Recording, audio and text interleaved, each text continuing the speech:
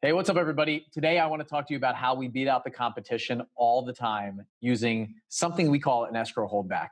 And you can beat out the competition, other people that are coming in to offer on the house, house, same price, same everything, just by using this one thing in your contract and actually listening to the seller about what they need and some of their limitations and why they might not sell or why they're kind of holding back for something else. And if you can solve their problem, then you're going to win. And this is one way, one tool that we use to solve their problem all the time. So an escrow holdback for us is basically what we're doing is we're buying the house, we're closing on the house, we're holding back some money, and we're allowing the seller or the tenants or whoever is in the house to stay in that house for some period of time, some agreed upon period of time, before they move out and they get the remainder of that money. So I'll give you a couple examples over this video, but essentially an escrow holdback is just a tool that you can use when somebody says things like, I don't have any money to move, or I have to buy another house, or I'm just completely broke. This house is all I have. I need to move somewhere else into an apartment, or hey, we're talking to the son or the daughter and mom doesn't have enough money to move from that house to another or something like that. So we hear that all the time. Typically, the person's house that we're talking about and negotiating on is the one asset that they have, and they don't have a lot of other cash. And they're in some sort of need, right? We work in the distressed seller world, so they have some sort of need that has to be solved, whether it's medical bills, whether it's facing foreclosure, whether it's all kinds of different things, right? And when they sell that house, they typically need to go somewhere else. And this is a lot of owner-occupied problems, but it could also be tenant-occupied things, or landlords see this too. So what do we do with this? So let's jump into an example of a house that we just did. So I'll use just random purchase prices to help you guys out. But what we try to do is we try to hold back as much as possible. So we have a ton of leverage to make sure that they're going to get out and the house is going to be in good condition. So I've seen people hold back like $5,000, $10,000, and give up $150,000, $200,000 of the purchase price and hold back a small amount. I don't recommend that. I recommend holding back as much as possible and giving them what they need to move and then moving forward. So obviously it's all in the negotiation. So as you're in this appointment with the seller and you find out that, let's use the example that they need to buy another house. So they have nowhere to go, right? So they're leaving this house and they need to buy another home, or they need to rent another house, right? So, okay, I'm in this house and I know that they're selling their house. Maybe they're downsizing. So they're selling a house for $200,000 and they want to buy another house, and maybe they own it cash. They want to buy another house for $120,000 as an example. But they can't buy their next house without selling this house, right? So what do? So typically what we do is we tell them, hey, that's no problem. We can figure this out. So we can buy this house for $200,000. We can leave you in the house. We can give you the $120,000 that you need. And usually the question is, how much do you need to move? Like, how much money would you need? And they say, well, we need $120,000. And then, oh, is there some closing costs? Yeah, there's probably, $5,000 in closing costs. So then they would take that $125,000. We'd hold back $75,000 in escrow for when they got out of the house. And maybe it would take 2 weeks to close the next home. Or we can work with them to put that other house under contract while we have it under contract. And they can just have a week there to move their things. So this is like a convenience factor for somebody. It's absolutely amazing tool. So they don't have to rush out of this house to move into another one, pack up all their boxes, move them into some storage area, go stay in a hotel for 3 or 4 days till their next house closed, and then move over there. So you can imagine how this would be really attractive if we understand how to use this tool and other people don't. So other people might say, well, I don't know how to do that. What about they don't have any money to move? How about this? Like, I've heard this hundreds of times. Like, I don't have any money to get a moving truck and move all these things and empty out the house. So typically for us, it's, well, just leave your things in the house. But we have paid for people to move in the house before, but I almost always want to close on the house first. So let me close on the house. How much is it going to cost to move? $10,000? Well, we'll buy the house for $100,000. We'll give you $10,000 at closing to pay for the moving company, get everything moved out. When you actually vacate the premises a week later, everything's in good condition, we'll give you the next 90. The title company will wire the next 90 when we release the escrow. And you could do $50,000 and $50,000, and you can structure it any way that you want. But this escrow holdback is so powerful that we've gotten deals sometimes for less money than our competition because we knew that that was really important to them. And maybe they need to move into an apartment. We've paid first month's rent, last month's rent, security deposit, all that stuff by using an escrow holdback on the property before.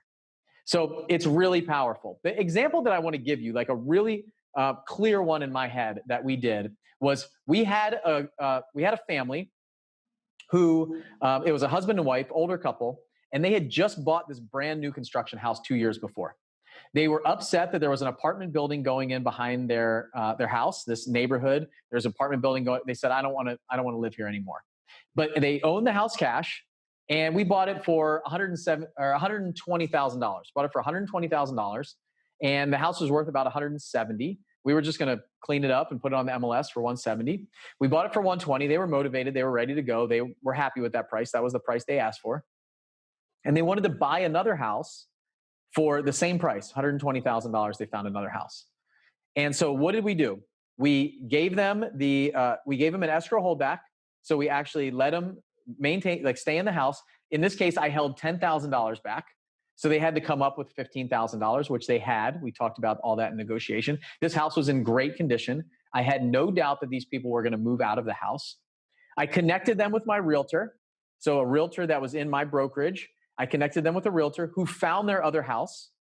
So worked with them to find their other house that they could buy. So I got a referral commission on the purchase of the new house that they were buying. We held back $10,000. We closed on their house. So we bought their house. We gave them a week in this house. We were able to do a closing at the same title company, and they closed on the same day. So we bought their house, and they bought their new house on the same day. And they had a week to move their things from their current house to their new house. And then we held back $10,000. When they moved everything out, it was all cleaned up. We gave them the $10,000 back from the title company. That was it. I mean, it was that simple. It was just like a 1-for-1 trade. They paid some closing costs out of pocket, probably, $5,000, $10,000. And that was it. It was just an amazing transaction. I got paid to buy the first house. So when we sold, we ended up flipping the first house. I also got paid as a referral fee from the realtor commission. So I made like 30% of what that real estate agent made. The sellers were incredibly happy because they didn't have to do anything. They didn't have to deal with anything. We gave them the realtor. We worked the title companies. We were able to do a simultaneous closing for them the same day. Basically, I wired the money in, and they used that to close their house that they were buying. And they were there the same day, signed all the paperwork. It was just like a 1-for-1 trade, basically. And we did a lot of that based on escrow holdback. I've done the same thing with somebody who needed to move into an apartment. So I actually, in this case, I was buying the house for $80,000, and I just gave them $7,000 when we bought the house. So we held back $73,000, and they got that money. They were able to move out. They were able to get their apartment set up, move it about 10 days in the house to move into that new apartment and sell their house. And then they got the rest of the cash when they moved out. So what are some of the gotchas here? I want to share some of the gotchas because as I've been doing these over time, we've done a lot of them really right, but we've done a couple of them where I wish I would have done something a little bit differently. So the downside of this is they can overstay past the 7 days or the 10 days or things like that. The other side is they could damage the house. They could burn the house down, frankly. They could do lots of things while they're living there. They could never move out. They could squat in there. So if you don't get enough down payment, they could take their $90,000 and never leave. So here's some of the tips that I have of how we actually do that. So the first one is get a lease signed. So what we do is we do a lease for no money. So what we'll do is we'll do just a lease for like a week where we actually have a lease in place so we can evict versus an ejection. So ejecting somebody, actually going to court and kicking them out of a house that you just bought that they've lived in for 40 years, for example, it can be a challenge when you go to a judge.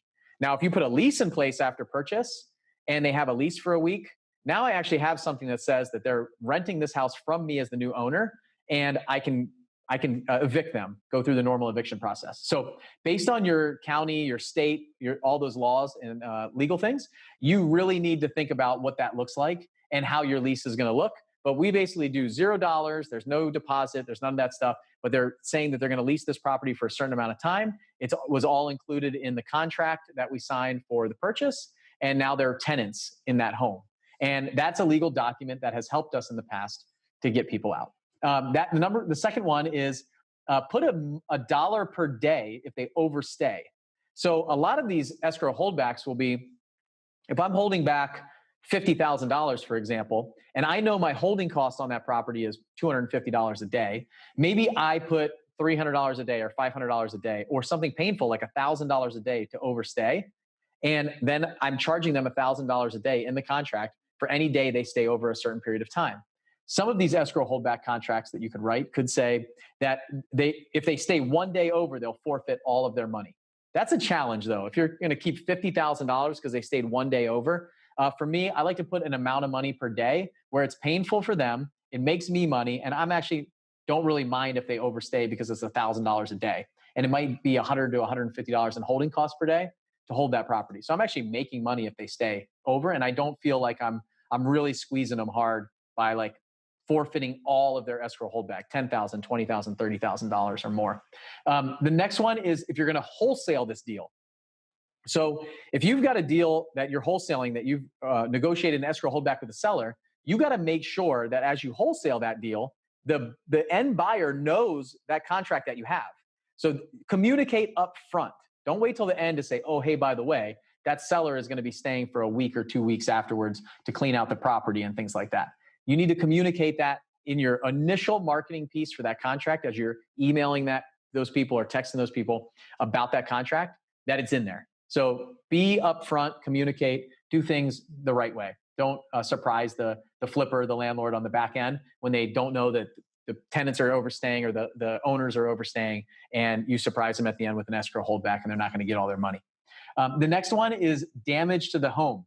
Make sure that in your contract, you say that it's in the same condition as when we purchased and closed on the property, because they can rip holes in the walls. They can take appliances. They can do all kinds of things that you weren't expecting them to do. So make sure that that's very clear in your escrow holdback. It's actually listed, and you include some photos, things like that. So write out the expectations. Make sure that they sign it in that holdback form. It's just an addendum that we add to our contract. We have an addendum, an escrow holdback addendum, where it talks about this stuff.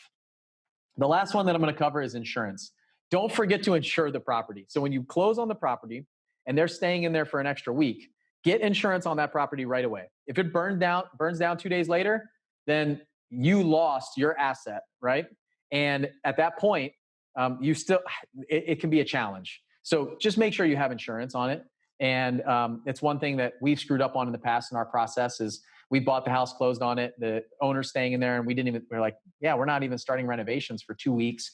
And we just assume like we need to insure it from that day. So make sure you get insurance on that property. So hopefully this helps. I think this escrow holdback, if you've never heard of it before, then you have got to dig into this and start using it in your contracts and think about it as you're listening to the sellers talk. If they need money to move, if they need money to buy another house, like how can you solve their problems and how can you help? And this has been huge for us. We've done hundreds of these. It has helped us move contracts when we didn't think we could, sign up deals that other people couldn't figure out how to sign up. And sometimes we take it for granted, this tool and this trick that we use called escrow holdback. So I hope this helps. And I think if you start using this, you'll be able to sign up more deals. You might be able to pay less than other people. You'll be able to beat out the competition. You'll be able to give the seller what they need at times that they don't think that they have a solution. And these are the kind of things that realtors can't help them with. MLS can't help them with. You got to be creative in this business. This isn't even really deep into creative financing, but this is a creative way to kind of add on to your cash offer or any offer that you're making, frankly, to figure out how to get the deal. So hope that helps. I'll see you guys on the next video.